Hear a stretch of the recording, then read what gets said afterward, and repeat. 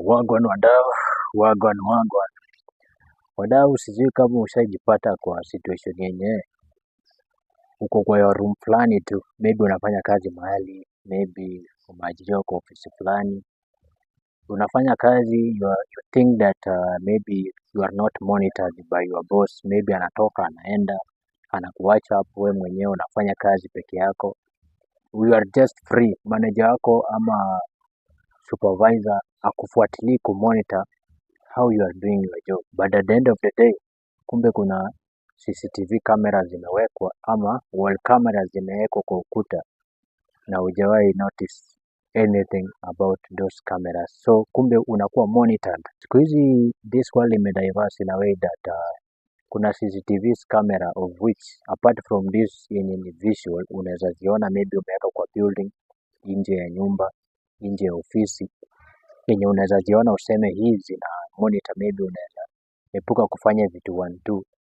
Kuna zile kamera zenye zimewekwa of which zinawekwa kwa ukuta ni ndogo, hauwezi ona, na kumbe boss wako anakumonitor through his phone or through her phone. So anaangalia movement zako zote, anaangalia any progress yenye inaendelea pale kwa ofisi, not knowing that unakuwa monitored. Wewe unafanya tu business yako, wewe unafanya kenye unataka pale, but haujui kwamba unakuwa monitored. So kama kawaida, Wisdom Corner, the story of today, na kupeleka moja kwa moja mpaka pale kaunti ya Kericho. Kuna mwanadada mmoja anaitwa Chebet. Chebet amemaliza form 4 2015.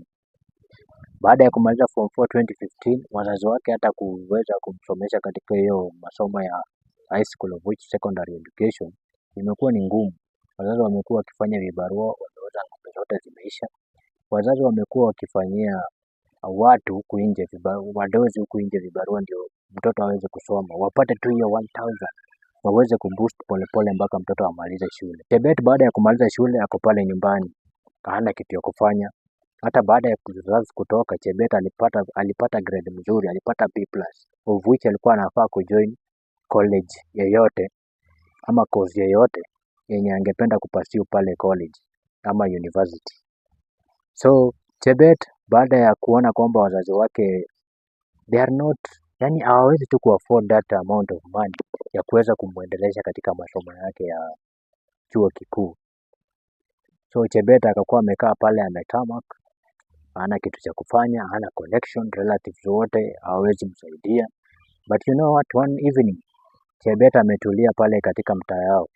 Ameamua sasa kitu anaweza fanya ni kupiga chipo. Wasichana mnaelewa hii, nikisema kupiga chips ni ile viazi ambao unakatakata, unaiweka kwa mafuta, kisha baada ya kuiva unauzia watu pale kwa kibandaski. So Chebet, hiyo ndio ikakuwa ni kitu anaweza fanya, at least apate pale data, at least aweze kusaidia wazazi wake kwa kununua kitu kama sukari, sabuni, at least mwenyewe pia aweze kusustain life yake. So one evening Chebet akapata kupigiwa na kazini yake ambaye anakaa Nairobi. Sitataja jina yake, but alipigiwa na kazini yake. Baada ya kupigiwa na kazini yake kule Nairobi, akamwambia, you know what Chebet, there is a nice family here in Nairobi, rich family.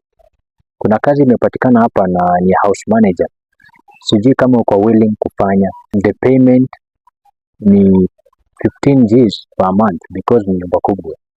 So Chebet akapiga mahesabu zake hapo, akaangalia hii per month sipati hiyo 15,000. Biashara yangu hata nikipiga per month, hiyo biashara nikifanya savings kidogo kidogo haifikangi hata yenye naweza sema per month nimechanga kiasi fulani. Biashara imlipi in a way that anaweza sema nimechanga this month I have managed to raise 5,000. Chebet akaona this is a nice opportunity because itampea chance yeye hata kujiexpose in the world.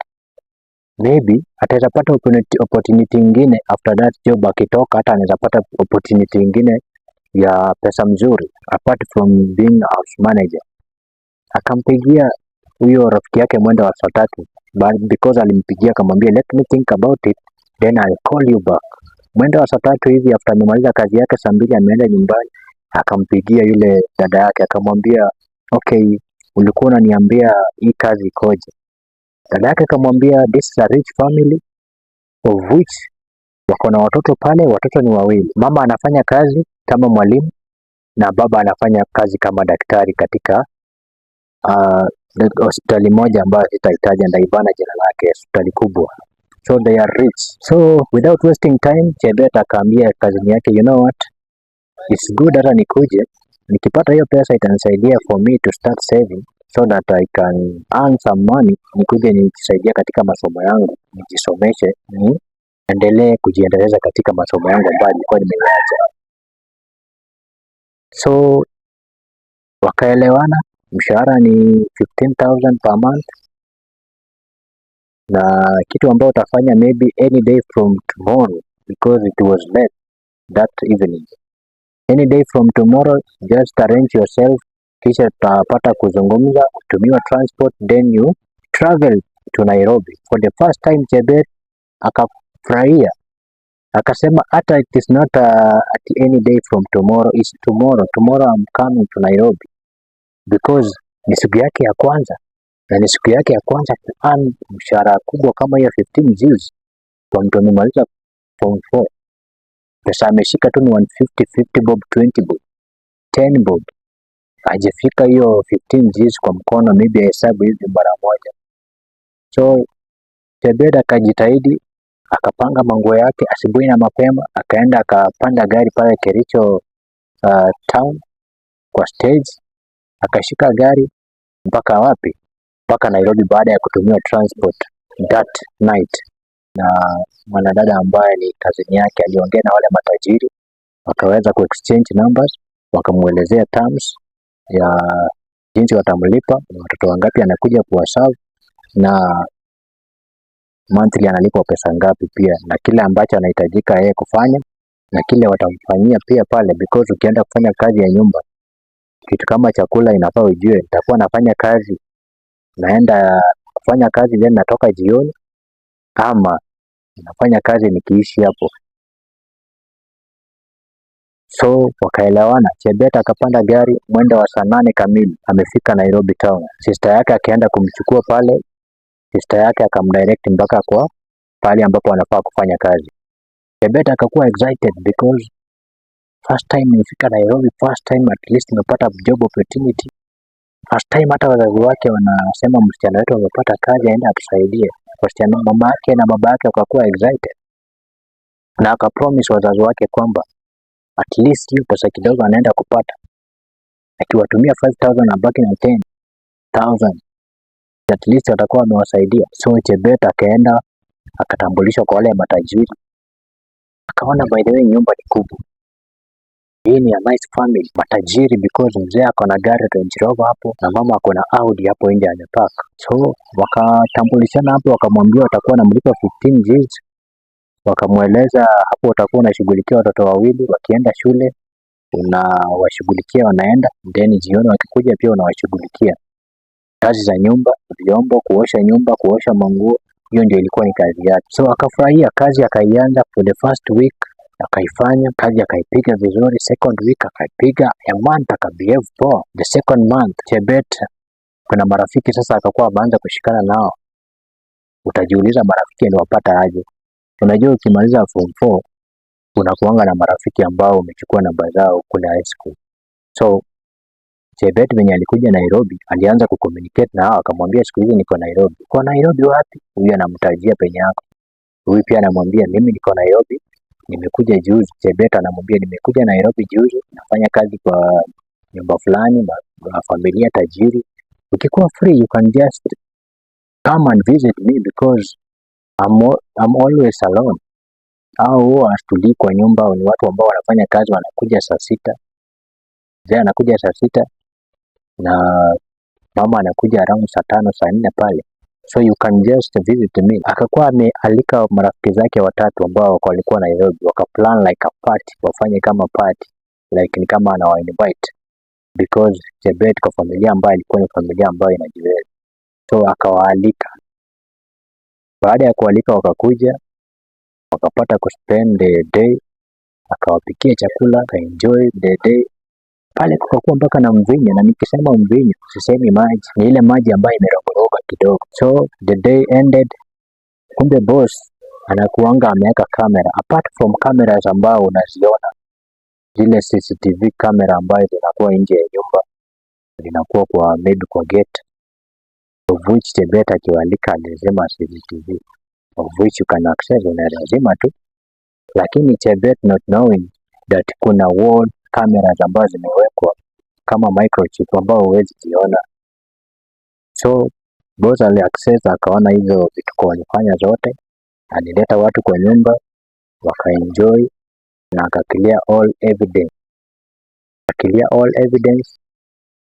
Baada ya kuclear all evidence, mdozi akanyamaza. Mdozi the following day akamuita Chebet akamwambia, by any means kuna wageni ambao ulikuwa uliwaalika siku ya jana.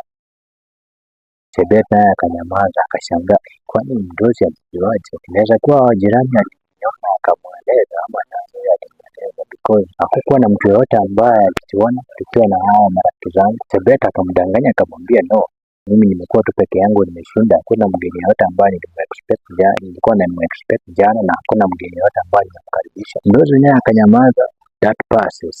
The other time aka create another party, ilikuwa birthday yake, lakini hakuambia mdozi kwamba niko na birthday yangu, which wangempermit wamwambie hata kuliko ukae kwa nyumba leo, tunakupa nini, tunakopea leave uende celebrate birthday yako pale fulani. Kama uko na marafiki, maybe we can permit you come and do your party in our homes, maybe you can sponsor you to do your party.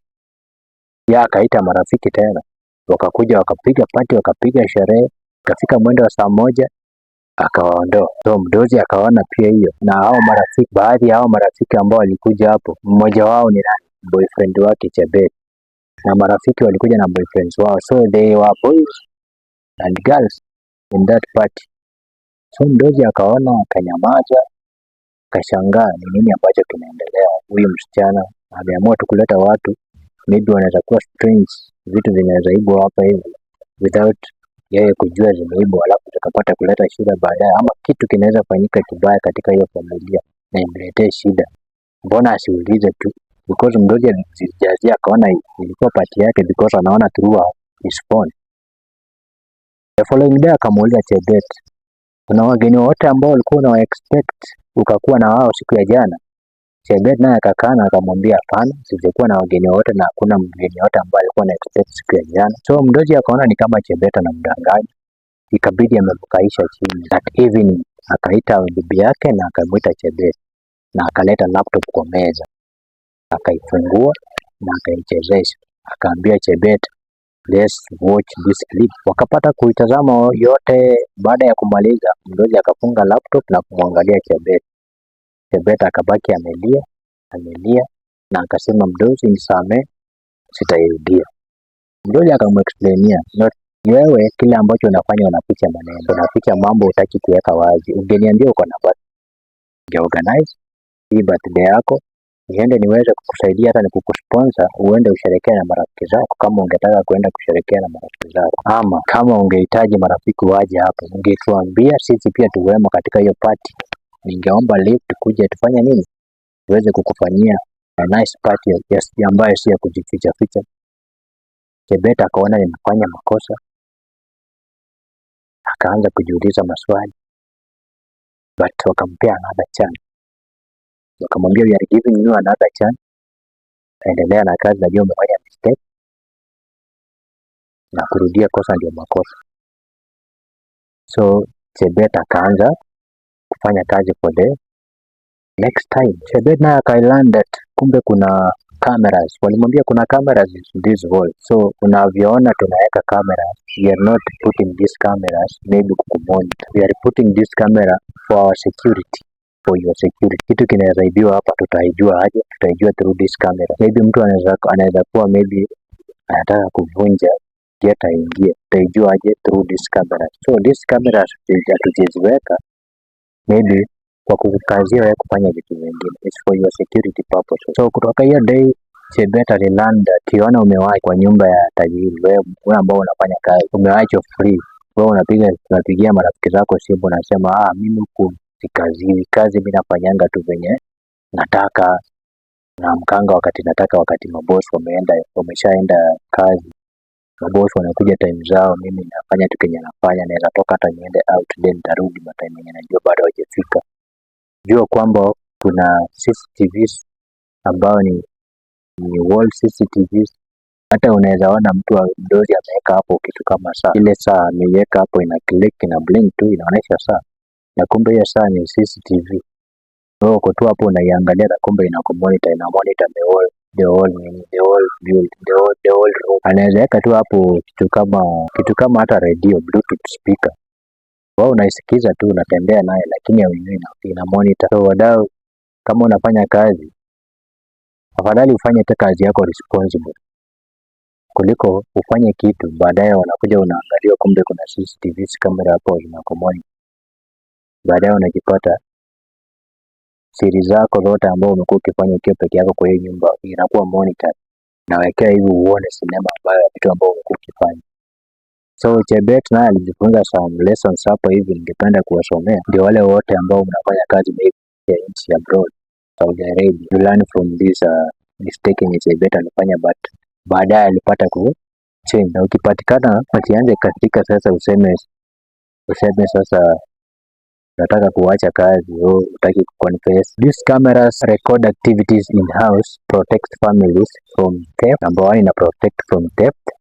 Number 2, provide evidence if something goes wrong. These cameras can record activities in house, protect families from theft. Number 1. Number 2, provide evidence if someone goes wrong. Kama umefanya maybe makosa yote na maybe hautaki kusema tu hapa nimekosea, ningeweza penda mnisamehe. Maybe kama umego wrong na mdozi ajui nilifanyika, ataenda tu apitie record na kuonyesha hapa hivi kumbe wewe ndio ulikosea. Ama wewe hata wewe mfanyikazi unasingizia unasema wewe ndio ulifanya hii na hii na hii. Unasema no, it's not me, but hawataki kuelewa. But ukienda through the record of camera, your footages, wataona kweli kumbe wewe Chebet huko na makosa fulani, maybe Shambo boy ndiye alifanya hivyo na wanaona ni kama ni wewe. So ina record hizo activities, ita provide evidence na ina protect families from theft. Maybe mtu mmoja anaweza kuja anataka kuvunja nyumba, ama mmoja alikuja akaiba akaenda, ama jirani alikuja akachukua kitu bila nyinyi kujua. So ina provide that evidence of which itakusaidia pia na wewe mfanyakazi ambao unafanya kazi hapo. Another point, honesty and discipline should not depend on whether someone is watching. We should always do the right thing because in the modern world technology might already be watched. So inatufunza pia kama unafanya kitu, unafanya kazi maybe hapa kwa ofisi, unafanya kazi kwa shamba ya mtu, unafanya kazi kwa boma ya mtu, fanya tu kazi yako responsibly. Usiweze kuwa monitored ndio ufanye kazi. Fanya kazi yako, mazana kazi yako, do your part, grow. Lakini sasa ukianza kusema siangaliwi, wacha ni kule time ndio hii kazi nifanye siku nyingi, ama sioni, so hii kazi naifanya venye nipumzike, ama nifanye time fulani ikifika ndio nianze kuwakuja waone ndio nimefanya, lakini nilitumia short time. So hiyo ni vitu ambavyo Chebet alijifunza katika hiyo kazi ambayo alikuwa anafanya. So wadau, tujue tu sometimes ukienda kufanya kazi kwa mtu usiona amekuachilia sana. Njoo kuna cameras of which kuna walls cameras, kuna cameras mingi. Hata mliona hii ya Russian man ambaye alikuwa anatembea naye ya miwani.